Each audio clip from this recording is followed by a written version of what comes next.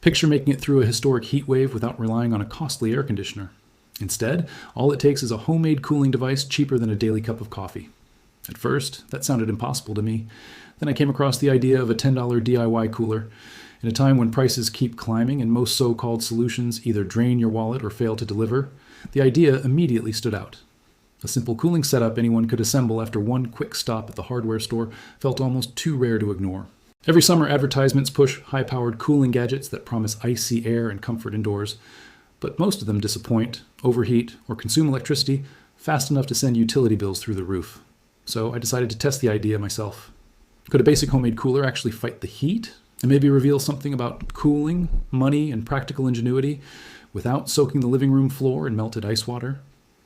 By late July, headlines everywhere focused on record-setting temperatures across the country. I live in an old apartment building full of historic charm but lacking modern insulation.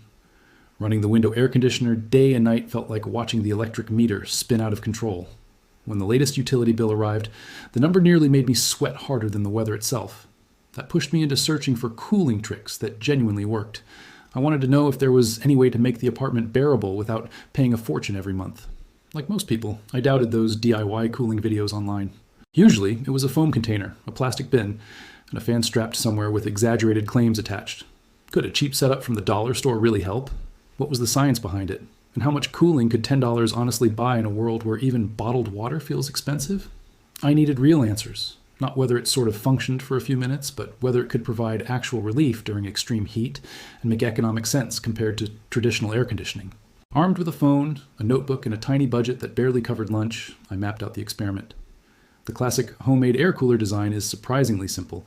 Start with a small foam cooler, the type usually packed with drinks during a picnic. Cut 2 circular openings in the lid. One opening holds a cheap desktop fan. The second either fits a plastic elbow pipe or stays open to let air escape. Fill the inside with ice. Some people freeze reusable water bottles instead of buying bags of ice. The fan pushes air across the frozen surface, cooling the airflow before it exits toward the room. Simple in theory, but could it truly lower temperatures during a serious heat wave, or would it only leave the room damp and uncomfortable? I headed to a nearby discount store and bought a foam cooler for $5. A $4 mini desk fan consumed nearly the rest of the budget. I already had leftover plastic tubing from another project and grabbed empty water bottles from the recycling bin. The total came to $9. There is something deeply satisfying about turning old junk into something useful, especially when money is tight. At that point, I was fully invested, not only because of the cost, but because curiosity had taken over. Could this tiny homemade device actually compete with the power-hungry air conditioner hanging above the window? While assembling everything, I could almost hear my father's advice repeating in my mind. Work with what you've got. In today's economy, that idea feels more valuable than ever. I cut the 2 openings into the lid without much trouble. The fan snapped tightly into place. The plastic elbow pipe fit into the second hole. Then I packed the cooler with ice from the freezer. Compared to the sleek cooling products flooding social media advertisements, the setup looked almost ridiculous, but simple ideas sometimes outperform expensive ones. I plugged in the fan, positioned the cooler in the corner of the room, aimed the pipe toward the desk, and waited. The change was immediate. The air coming through felt dramatically colder. Since the room was fairly small, I started checking the temperature every 10 minutes and writing down the results. The numbers surprised me. Without running the air conditioner, the temperature around the desk dropped noticeably. It was not magic, it was basic science. But the efficiency exceeded my expectations. There was an important lesson hidden inside that stream of cold air. Practical solutions do not always need to look impressive or cost a fortune. Sometimes they simply work. That first hour with the homemade cooler was filled with skepticism and curiosity at the same time. I kept wondering whether the excitement would fade once the novelty wore off. Would it continue working throughout the evening? Could enough people lower their electricity use if they relied less on air conditioners and more on small homemade systems like this? What stayed with me most was not only the cool air itself, but what it symbolized. For a few dollars and about 10 minutes of effort, almost anyone could build one. No engineering degree, no complicated instructions, just a straightforward answer to a common problem. In a world where so much feels beyond control, even gaining a little control over summer heat feels meaningful. But the real question remained. Would the cooler still perform once the night stretched on and the outdoor temperatures refused to fall? That was when the experiment became truly interesting. The cooler had already made a strong first impression. Part of me expected it to stop working as the evening continued, especially because the heat outside barely changed after sunset. After all, no cooling system powered by ice can last forever. Yet what stood out was not only the immediate cooling effect, but how long that effect continued compared to what I expected. Every 10 minutes, I checked the thermometer sitting on my desk. It was an old analog model, nothing digital or high-tech, and each reading went straight into my notebook. During the first hour, the temperature inside my little cooling zone fell by almost 6 degrees. I'm not saying this setup could freeze an entire house or compete with a heavy-duty air conditioner, but in a small area, especially for someone working from home or trying to sleep, a 6-degree drop felt significant. That was the moment I started asking bigger questions. Why did such a simple device perform better than expected? And why do ideas like this rarely spread on a larger scale? To understand that, I had to return to the basics. Ice, airflow, and the economics behind staying cool at home. An air conditioner handles several jobs at once. It lowers temperature, removes humidity, and keeps an entire room comfortable for long stretches of time. But during peak summer months, constant operation can place a huge burden on household finances. The homemade cooler works differently. Its goals are far more modest. Instead of trying to cool multiple rooms or reduce humidity everywhere, it concentrates only on making one personal space feel better. The system relies on simple heat exchange as air moves across the ice. Sitting at my desk with cool air brushing across my arms, I noticed more than the temperature change itself. The entire room felt different. It was like creating a tiny island of relief inside a larger, warm environment. That revealed something important.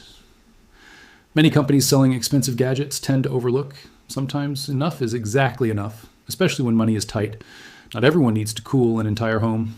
Sometimes the goal is simply avoiding sweat during work or getting through the night without constantly waking up from the heat. Viewed that way, the financial side started making much more sense. According to the U.S. Energy Information Administration, the average American household spends around 12% of its electricity bill on air conditioning. In hotter regions, that percentage rises sharply during summer. A simple homemade cooler powered by a small fan and frozen bottles uses only a tiny fraction of that energy. Of course, ice still costs something. Either you buy it directly or pay indirectly through freezer use. But overall, the power consumption stays extremely low compared to traditional cooling. This is not the answer for every situation. It will not save a packed living room during a 4th of July gathering. But for people stretching every dollar, living paycheck to paycheck, attending school, renting apartments, or staying in older buildings, the idea becomes surprisingly attractive. As the night continued and the ice slowly melted inside the foam container, moisture forming along the walls, I realized the experiment carried another lesson. We often need far less than we think in order to feel comfortable. Simple and accessible ideas like this challenge the way we define value. Watching the project succeed brought a certain satisfaction, not because it was some technological breakthrough, but because it proved how useful ordinary materials could become when used creatively. To me, it felt like a quiet pushback against the habit of purchasing expensive solutions for every inconvenience. This little homemade invention had no Wi-Fi connection, no mobile application, and no endless upgrade cycle. It was just a quick project assembled in about an hour, carrying out one straightforward task. That does not mean everything was perfect. As the ice melted and humidity increased, the cooling sensation became less sharp. Like any method, the DIY route comes with compromises. The room never turned freezing cold. After roughly 2 hours, most of the ice had disappeared, and the chilly airflow faded into an ordinary breeze. Still, for temporary relief during the hottest part of the day or while trying to fall asleep, the value of a $10 setup built in spare time was difficult to ignore. Yes, the ice eventually needs replacement. Frozen bottles must be swapped out and refrozen if you want the effect to continue. But compared to the constant drone of a full-sized air conditioner and the anxiety of waiting for a massive electricity bill, this solution felt lighter both financially and mentally. While sitting there, I started thinking about the number of people beyond my own apartment who could benefit from something so simple. Communities dealing with frequent blackouts came to mind. So did people in developing regions where electricity remains limited or unreliable. Even in wealthy cities, many individuals still cannot access safe cooling spaces or afford to operate air conditioning during extreme summer heat. Every year during heat waves, cities open official cooling centers. Crowds line up for blocks just to experience a burst of cold air. That made me wonder why more low-cost and low-tech ideas like this are not promoted by local governments, especially as weather patterns become more unpredictable. There is also a cultural factor involved. Modern society often treats homemade solutions as temporary or inferior. People have been conditioned to assume that the more expensive, more complex, and more digital something becomes, the better it must perform. The $10 DIY cooler completely breaks that assumption. Sometimes, the most effective tools arrive in plain and practical forms. It also reinforces a point often discussed in economic theory but frequently forgotten in daily life. Ingenuity tends to grow strongest when resources are limited and necessity becomes urgent. What fascinated me most was how easily this concept could expand. Not necessarily as a total replacement for air conditioning, but as support during peak heat, emergency situations, or moments when people simply need to reduce dependence on expensive energy-consuming systems. Cooling an entire home costs a fortune for a reason. It demands enormous amounts of energy. But cooling only the air directly around you? That is an old concept deserving fresh attention. What started as a basic experiment eventually became something larger. Not merely a story about escaping the heat, but about questioning everyday consumer habits and recognizing how, during moments of pressure, whether economic, environmental, or weather-related, small, intelligent solutions often deliver the greatest return. And as the final stream of cold air drifted from that little homemade cooler, I realized the real experiment had never truly been about melted ice or saving $10. In the end, the experiment was never really about ice melting inside a foam box or saving $10. It became something much larger. The real question was whether a homemade project could reshape the way we think about comfort, saving money, and solving problems with practical skills. Still, one final test remained. The answer would come the following morning when another wave of summer heat arrived and the foam cooler stood ready once again. As sunlight pushed through the blinds the next day, I could already feel the warmth building inside the apartment. But this time felt different. Equipped with the same $10 DIY cooler, I wanted to know whether the effect would continue or if the homemade setup had only succeeded once. One thing from the previous night was already clear. Without fresh ice, the system could not keep cooling forever. Yet another change had happened too, something quieter and more unexpected. My attitude toward the heat itself had shifted. Instead of dreading another sweltering day, I felt prepared, like I finally had a small advantage against the worst of the summer sun. What surprised me most was this. Even after the ice from the night before completely melted, the inside of the foam cooler stayed colder than the surrounding room for a while longer. I replaced the melted bottles with newly frozen ones, an easy process if you prepare ahead of time, then switch the fan back on. Within minutes, that familiar stream of cool air drifted toward my desk again. It was not overwhelming. It was simply enough to keep the workspace comfortable. That turned out to be the biggest strength of the entire project. The purpose was never to erase heat for endless hours or fully replace an air conditioner. The real advantage was creating targeted comfort that stayed affordable and easy to repeat day after day, while electricity prices continued climbing and temperatures refused to ease. The truth is simple. This $10 homemade cooler is not some dramatic life-saving invention. But for anyone tired of sweating through another expensive utility bill or struggling to sleep during humid nights, it absolutely changes the game. The experience also pushed me toward a larger realization, one extending far beyond homemade cooling systems. It made me think about what actually creates value in an economy and how much personal comfort truly depends on costly products versus clever, low-cost alternatives. Throughout the history of innovation, many important breakthroughs did not begin inside giant corporations. They often came from ordinary people, discovering practical shortcuts that proved another path existed. Look back at earlier energy crises when families insulated homes using simple methods. Or remember how communities during brownouts shared fans, ice, and shaded areas to help each other cope? Again and again, the solutions born from necessity end up leaving the deepest mark. After spending a full week testing the cooler, I realized how strongly marketing and psychology push people towards certain purchases. A polished advertisement for a powerful air conditioner speaks directly to the instinct for instant comfort. But once you step back and think carefully, you begin to notice that most problems, including cooling, can be handled in layers. The first layer costs almost nothing.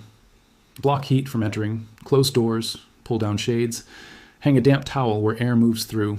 For many people, the next layer can now become this modest homemade cooler. Build it when needed, place it beside a desk, and only rely on the freezer to make ice, something most households already use anyway. Then, when humidity becomes extreme or temperatures turn brutal, larger cooling systems can still provide focused relief where necessary. But during dozens of hot afternoons and sleepless nights each year, a $10 solution may already be enough. There is something empowering about realizing your comfort remains under your control.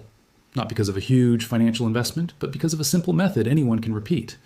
If millions of people adopted small ideas like this, the combined effect could quietly influence energy demand in important ways.